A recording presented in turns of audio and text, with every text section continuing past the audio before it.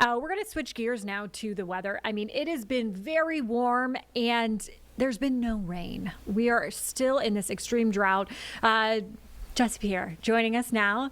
Jesse, we've had a burn ban in place since March, right? That's right, March 28th. And so we're almost reaching a month since this burn ban has been in effect. And it's because of these extremely dry conditions. And so with that, you just have a really perfect environment for a small spark to turn into a big wildfire.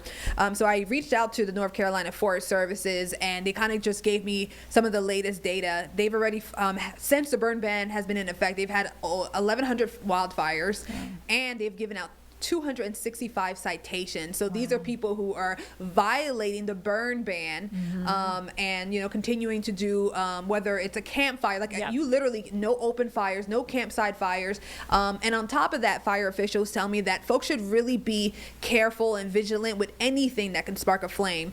I was speaking to a fire marshal in Catawba County, and he talked about even parking your car in high grass can be something that could cause a spark, the heat from the car and etc. Right. They also talked about a lawnmower, if you hit a rock and it clips, spark, and because of the conditions that can turn into a fire, and you have these dry conditions and any wind, anything can pick up and move and spread and so forth. Yesterday I was in Avery County with the county line fire, and that wasn't because someone violated a burn ban, but again, any type of equipment, farm equipment or anything mishandled or so forth can lead to something like that. And so for that one, it was a catalytic converter spark that caused that wildfire, and that ended up being 76 acres. And at this point, for the last update that I just got, it's 90% contained. So good. Good, no property, no homes, nothing damaged. But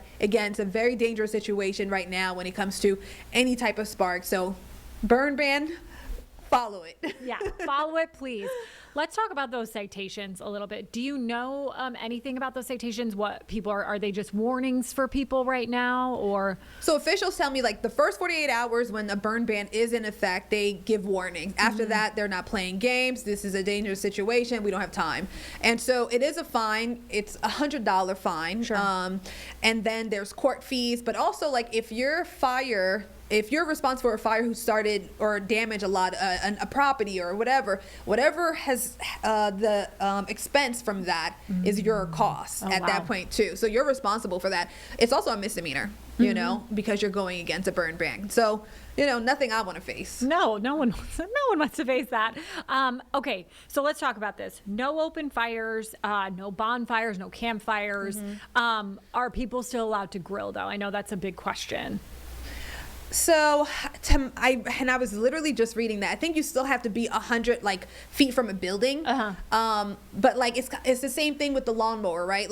That's not banned. It's not an open fire. However, you just want to use common sense. And that's the line really fire officials have been saying, just use common sense, and, it's probably not recommended that you do so right now, but it's not prohibited. Right. You won't get a citation for that. Exactly.